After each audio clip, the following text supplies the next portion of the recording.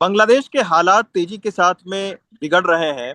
और बांग्लादेश में इस वक्त भारत के तकरीबन 1500 से 1800 जो मेडिकल के स्टूडेंट्स हैं वो बांग्लादेश में पढ़ाई कर रहे हैं। अब चूंकि लगातार बांग्लादेश में हिंसक प्रदर्शन हो रहे हैं तो उसके मद्देनजर उनकी सुरक्षा को लेकर जो कई सारे जो मेडिकल एसोसिएशन हैं वो चिंता प्रकट कर रहे हैं।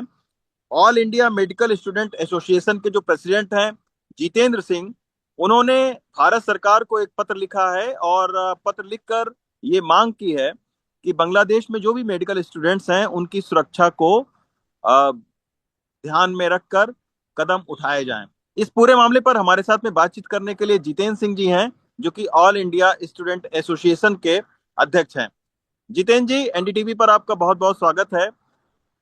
बांग्लादेश में जो भारतीय स्टूडेंट्स पढ़ रहे हैं, जो मेडिकल की क्लासेस ले रहे हैं, उनके सुरक्षा को लेकर आपने ये जो पत्र लिखा है इसमें क्या क्या कहा गया है और भारत सरकार से क्या आपकी डिमांड है? रवि सर, आपका बहुत बहुत धन्यवाद।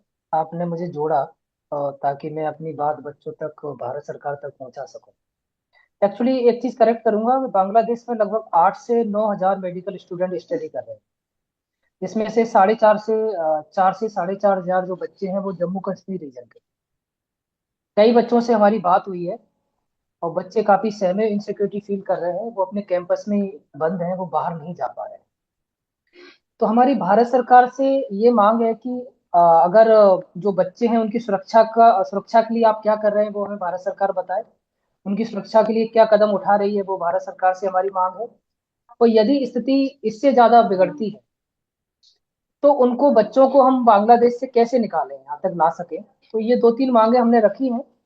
और कई रीजन है इसमें, तो जैसे ढाका में तो बहुत स्थिति खराब है। 1-2 बच्चों से हमारी बात हुई तो बच्चे तो इतने सहमे हुए वो बात करने को भी तैयार नहीं।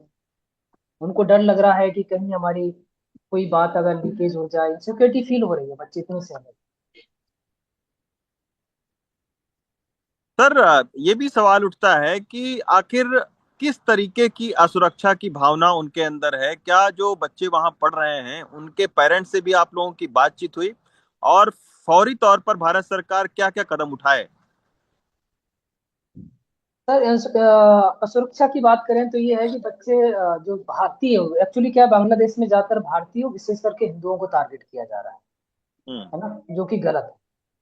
और आपको तो पता है, आपने देखा भी है दीपू दास जी के साथ क्या हुआ, वो गलत है। और हम तो भारत सरकार से यही मांग कर रहे हैं कि उनकी सुरक्षा के लिए, अगर बच्चे, कई बच्चों के इस समय का एग्जाम भी चल रहे हैं बांग्लादेश में, तो चाहकर भी वो मूव नहीं कर सकते भारत की तरफ। तो उनकी सुरक्षा के मद्देनजर भारत सरकार, विदेश मंत्रालय, वहाँ के सरकार से बात करके उनकी सुरक्षा मुहैया कराई जाए। यही हम मांग करते हैं। अच्छा, तो आप चाहते हैं कि जो भारतीय दूतावास है वो भी इन बच्चों के संपर्क में रहे और जो भी हर संभव मदद, अगर जो भी बच्चा मांगना चाहे तो वो भारतीय सरकार इनको प्रोवाइड करवाए बच्चों को? यस, हम चाहते हैं कि एक हेल्पलाइन भी नंबर जारी किया जाए ताकि कोई बच्चा है उस पर कॉल कर सके अगर उसको कोई प्रकार की असुरक्षा महसूस होती है कहीं भी। और तो कर सके।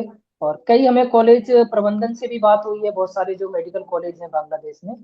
हालांकि उन्होंने सुरक्षा का हमें आश्वासन दिया है कि जो भी बच्चे हमारे यहाँ स्टडी कर रहे हैं, भारतीय हैं, उन आप बेचिंता रहिए कि हम उनकी सुरक्षा का पूरा ध्यान रख रहे हैं। फिर भी मेरा भारत सरकार से, विदेश मंत्रालय से और बांग्लादेश सरकार से निवेदन है, आग्रह है कि जो बच्चे स्टडी करने गए हैं उनकी सुरक्षा के लिए आप क्या क्या कदम उठा रहे हैं, उनको उठाइए। और क्या सुरक्षा मुहैया करा सकते हैं तो बेटर से बेटर सुरक्षा मुहैया कराई जाए जब तक स्थिति सामान्य नहीं हो जाती। अच्छा, एक बस आखिरी सवाल सर ये उठता है कि जो बांग्लादेश में एमबीबीएस के स्टूडेंट्स हैं, अ, अभी तक बांग्लादेश में एमबीबीएस के जो स्टूडेंट्स हैं वो क्यों जाते रहे? क्या वहां पर भारत से ज्यादा फैसिलिटीज है या फिर वहाँ मेडिकल की जो पढ़ाई है वो सस्ती होती है? उसका रीजन ये है कि एक तो पड़ोसी मुल्क है, बहुत सारी चीजें, लैंग्वेज सेम रहती है। मेन अगर आप यूरोपियन कंट्री में कहीं जाएंगे तो मेन दिक्कत लैंग्वेज की आती है सर।